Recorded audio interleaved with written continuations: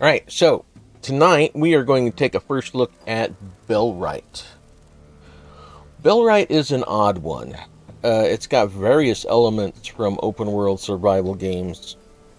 This one, I've kind of matched it with closest probably to Enshrouded, because while it is a set world, it's not procedural.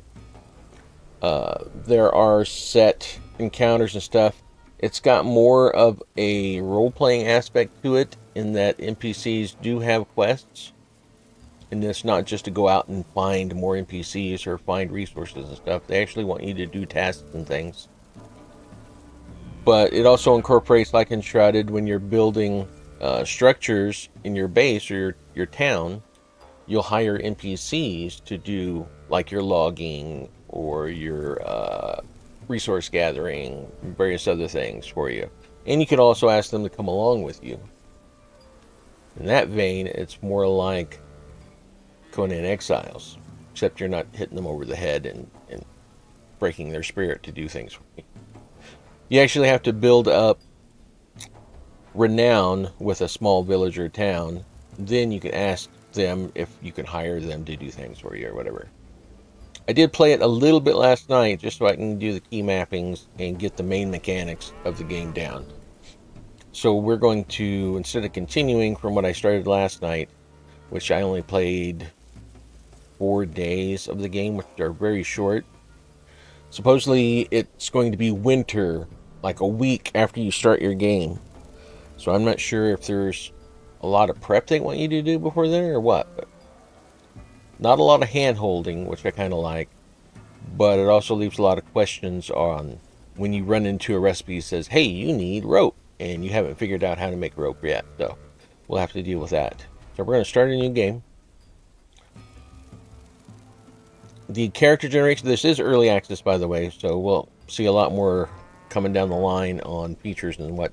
Hopefully, character generation, they'll spread out more because it's nothing more than picking a preset face type. What is that? He's got a jaw problem. Picking a preset face type, either male or female, and then picking hair, of which there's only a few options. And then if you want a beard. Can't even choose a color or anything else. That's it. Head to hair. And then we'll give him a name. Yeah, but they won't let me do it because my character already exists because I already used that name. So let's go back. See if I can... No, I didn't want to do that. Let's exit back out.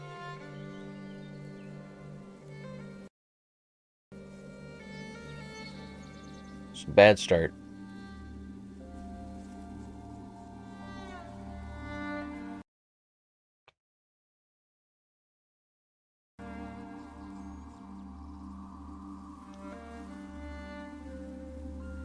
Come on.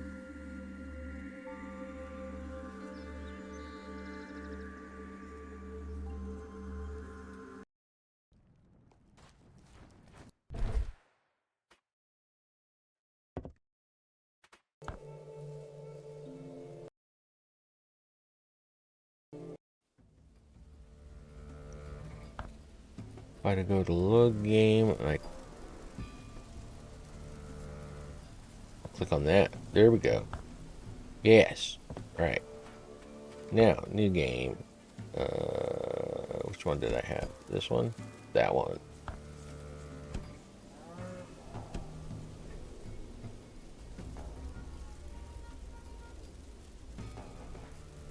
Alright, that's it. That's pretty much it for character generation. So hopefully they'll expand on that a little bit, even though it's, excuse me, could be mostly a single player game. There is co-op, so you can invite people to play on your server. Let's start. And there'll be pretty much an opening cutscene that tells you a story about what's going on in the world.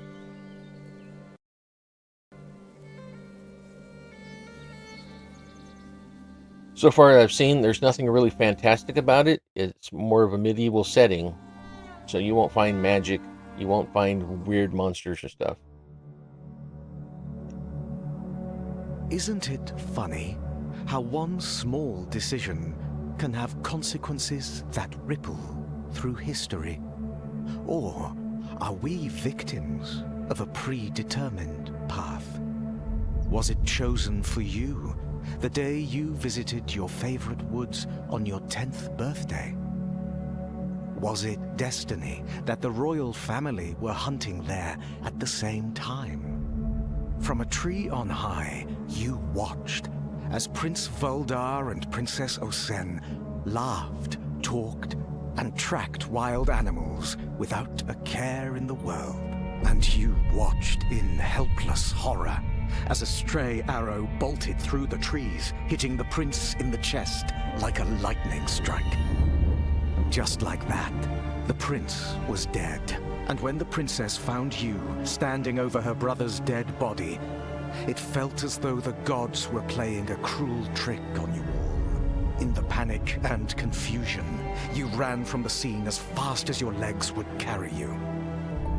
Fueled by rage and grief, the king demanded the head of any child who fit your description.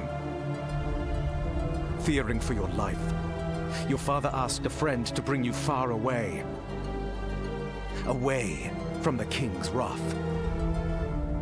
In the middle of the night, you were taken from your home and brought away on horseback.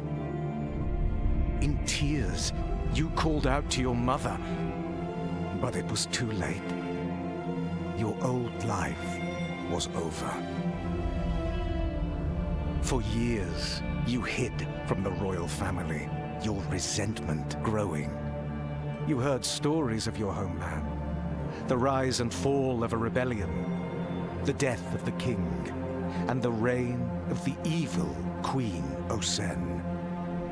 But on the eve of your 20th birthday, your guardian, the man who smuggled you out of Carvinia and kept you safe all these years, was brutally killed by a mysterious assassin. As he died in your arms, his hand clutched a coin with a strange sigil emblazoned upon it, a clue. Now, you have returned to your homeland for answers. Through choice or through fate, vengeance would be yours. But how will you fare in a land you no longer recognize?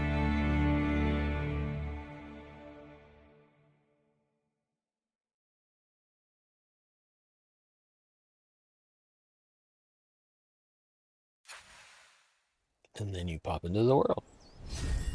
I think I like that premise better than Amnesia. You lost your memory. You have no knowledge of this area that used to be your home.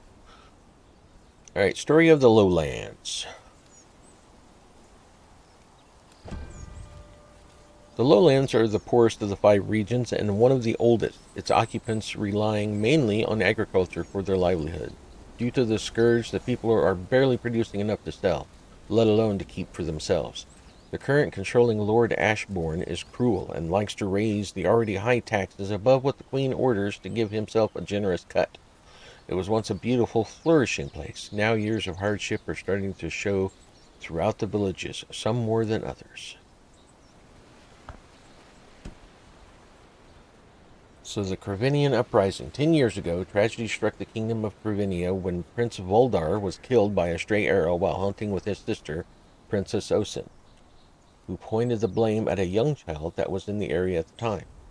Fueled by his fury and grief, King Roan ordered the execution of every child who matched the description of one who killed his only son. In retaliation, a counter-movement was formed to protect the children of Carvinia. To ensure a safe future for the youth of their country, the rebels planned to march on the Gauntlet, Carvinia's capital, to take the king's head. However, tempted by promises of gold by the king, an unknown member of the rebellion helped set an ambush that seemingly wiped out the rebellion leaders.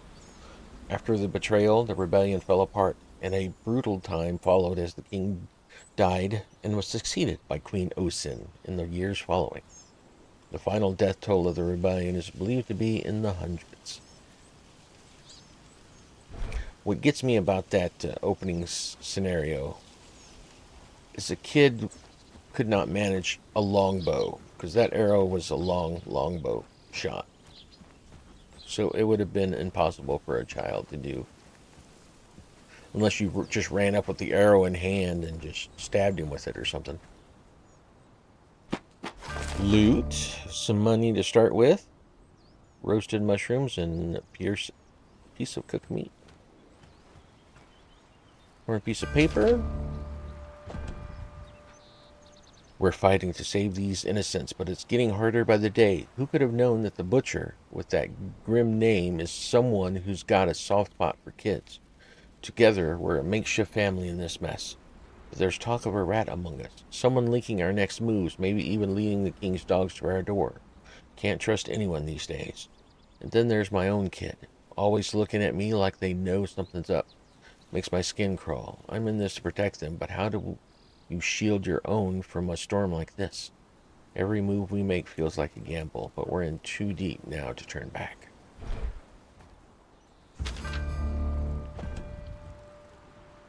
Last words of Bellwright.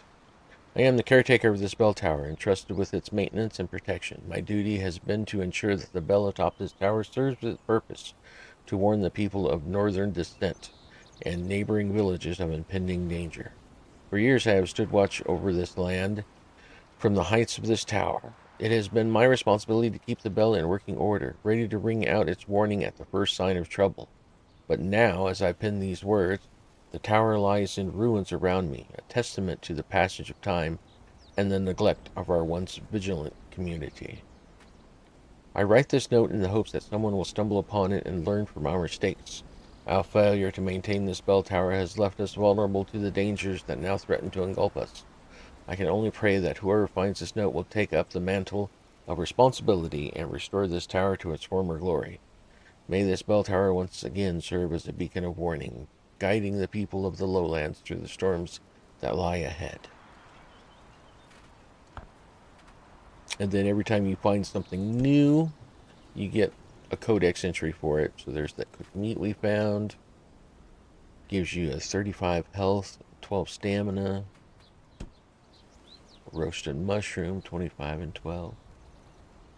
And very much like Valheim and Shrouded, you have 3 meal spots. So you can eat 3 pieces of food to buff your health and your stamina.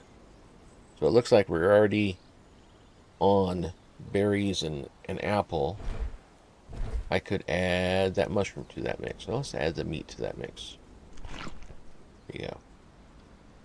So now I've got his tummy's full of apples, berries, and meat. Must be mystery meat. I don't know what it was. Wasn't anything else in here, was there? Yep.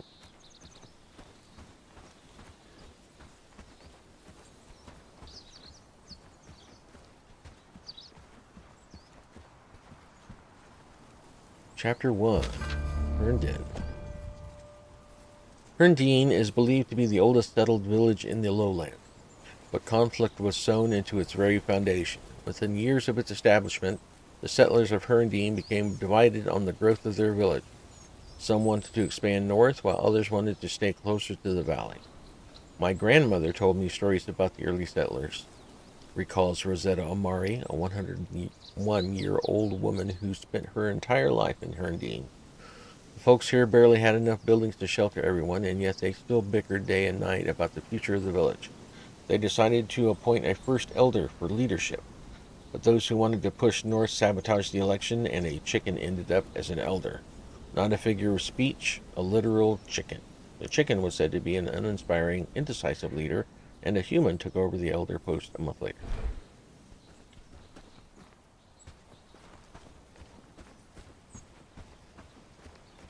Loot, glorious loot.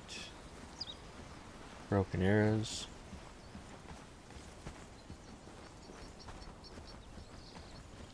Alright, so our first journey is to talk to Dobron Yorklin, the Elder, in Herndon.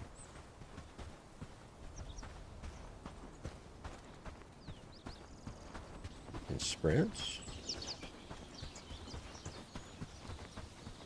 Here's some resources here, but you can see it belongs to the nearby village.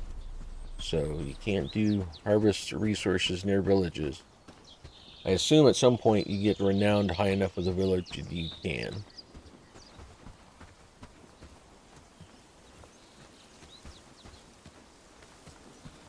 Ding. Okay, as we go in here, one thing that they're doing for early access as they're doing development, they haven't done voice acting yet. They plan on doing it, but rather than just doing text, forcing you to read everything, they have given all the NPCs AI voices. Some of it's kind of silly from what I've seen other people playing the game with. But after playing a little bit yesterday, it wasn't too bad.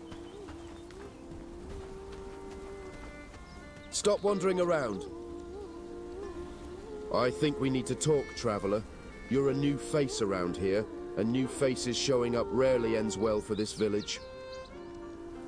I have a duty to my village first and foremost. I need to know who you are and why you came here.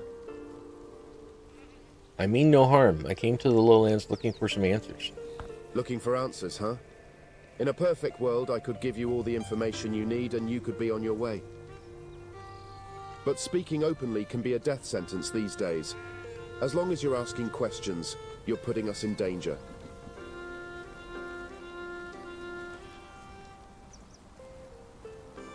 Do I have your permission to stay in the village for now, at least? No.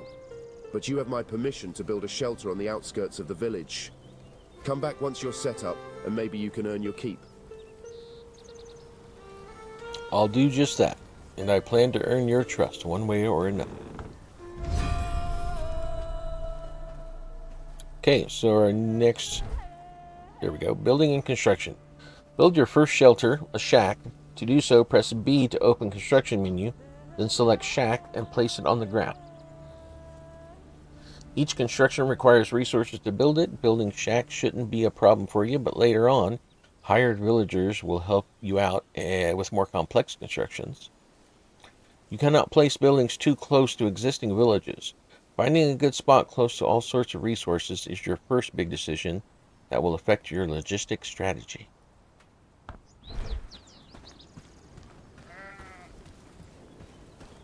Looking for trouble?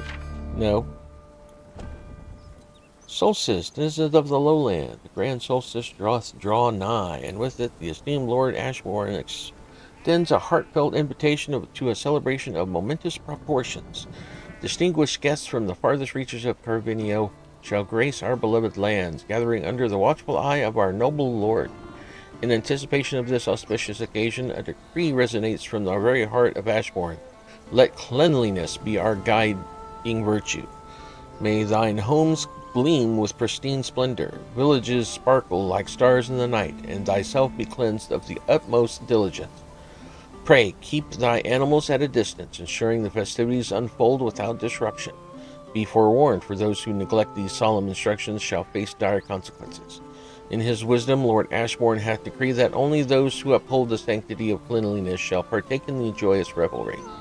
Those who dare to transgress shall bear the weight of punishment, serving as a solemn reminder that in Ashbourne, order and decorum reign supreme. At the grand solstice cast its radiant glow upon our land. Let Ashbourne stand as a beacon of grace and distinction in the eyes of all who gather from across the realm. May the festivities be blessed and the spirit of unity prevail in our cherished home. Signed, Lieutenant Berthold Kug. New taxes to all taxpayers of the lowland. Lord Ashbourne, in his noble wisdom, calls for the modest increase in contributions to the community. Fear not, for these coins shall blossom into citadels, walls, and bridges, fortifying our realm against adversity. Rejoice, as prosperity dawns under the benevolent gaze of the Lord of the Lowlands. Signed, the Council of the Great Lord Ashbourne. Health and injuries. Sleeping restores your HP fully. When you or your companions lose a battle, they respawn but become injured for a certain amount of time. When they lose again before healing, they die forever. Injuries apply various negative effects.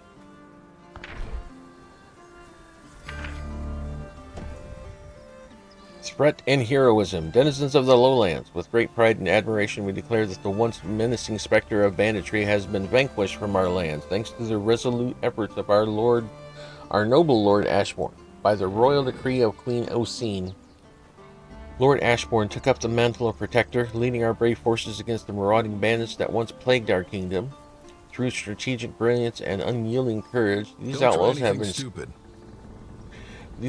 scattered to the winds, and their threat extinguished like a flickering flame. Bradford Collection is close. People of the lowlands, it is with great import that we announce the upcoming election for the position of our esteemed elder in village Bradford. One of the candidates for this vital role is none other than our current elder, Patrick Sten, who is known for his courage and wisdom, fighting for your vote against his electoral opposition. Candidates, express your noble intentions at the village square, the heart of our community. Your voices will be heard when the time is right. This pivotal decision will carve the destiny of our beloved Bradford. Spread this message across the lowlands. Let every villager know about it. In unity, the council of the great Lord Ashbourne, ruler of the lowlands.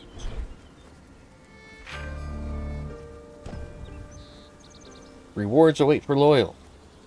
Denizens of the lowlands, your Lord Ashbourne has decreed rewards for those who expose collaborators against our realm. Should you uncover treacherous plots, a bounty of riches, gold, silver, gems, and fertile lands awaits your loyal hand. Stay vigilant, for the Lord's favor graces those who protect our land from the shadowy threat of betrayal. As the sun of gratitude rises, it bathes most warmly those who, with steadfast loyalty, shield Ashbourne from within.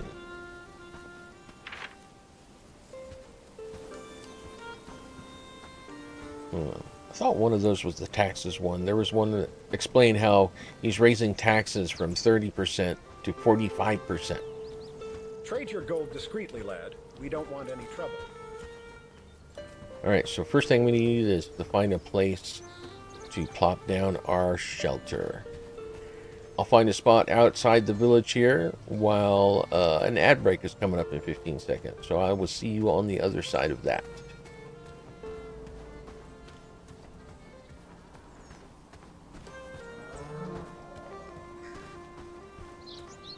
2, 1, break.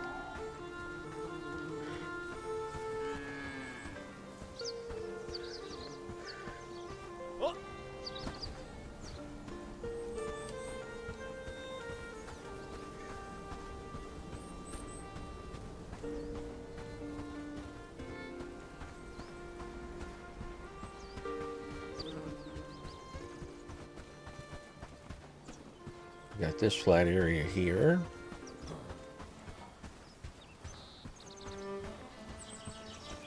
There's some rabbits over there. So we got some wood, we got some hunting, we got some flax.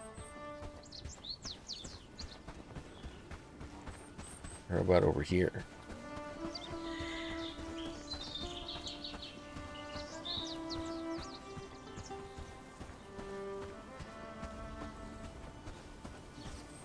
Pretty much the same deal, but we kind of got this copse of trees to clean up.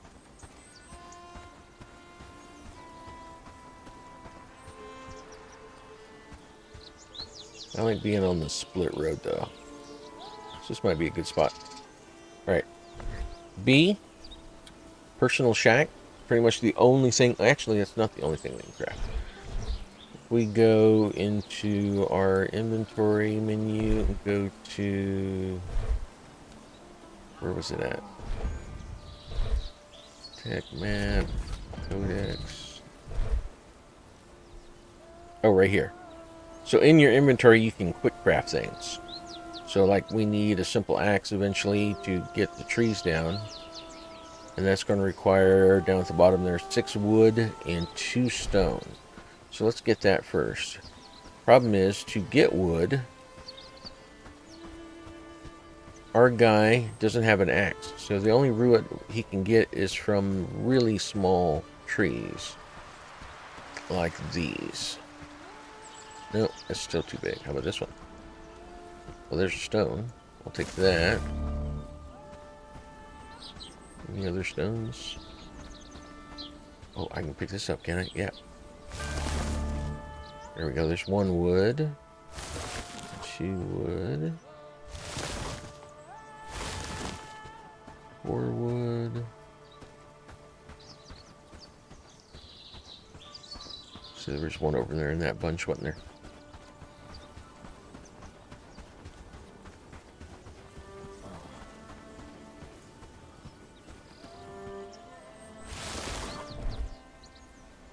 That's 5, 6.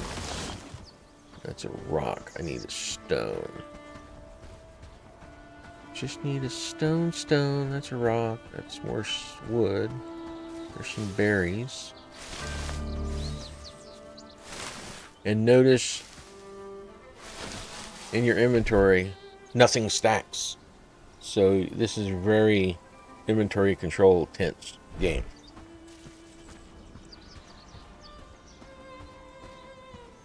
No stacking.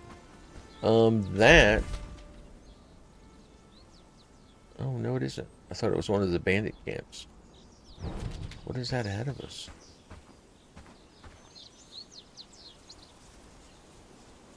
I don't know. We'll avoid it for now. It might be an extension of one of the bandit camps. I need a small stone.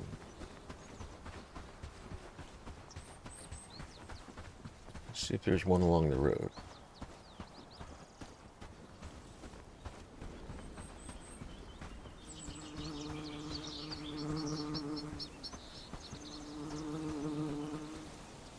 That's flax.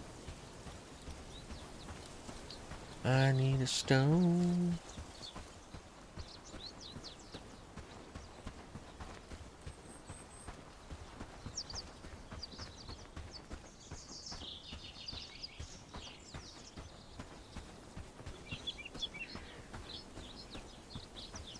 Those are big rocks when I need a stone. Yay, stone. Alright, that should be enough for simple axe. We'll equip that. I'm not worried about a torch, but we could also do a club. A club requires 4 wood. Now that we have an axe, let's do the sentries over by where we're going to build.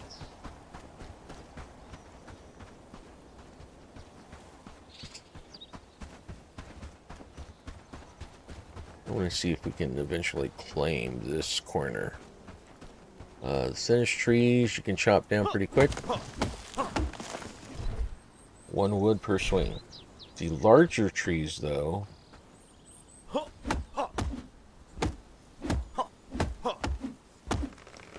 you cut them down, then you cut that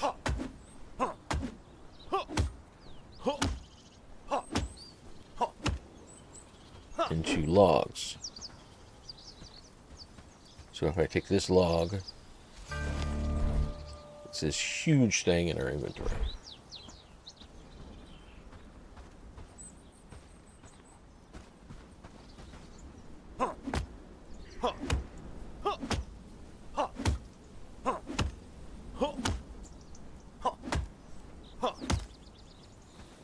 Alright, let's take that one. And I'm going to set them over here. There's one thing I want to see is how long resources last if you just drop them. Is there 2 up in there?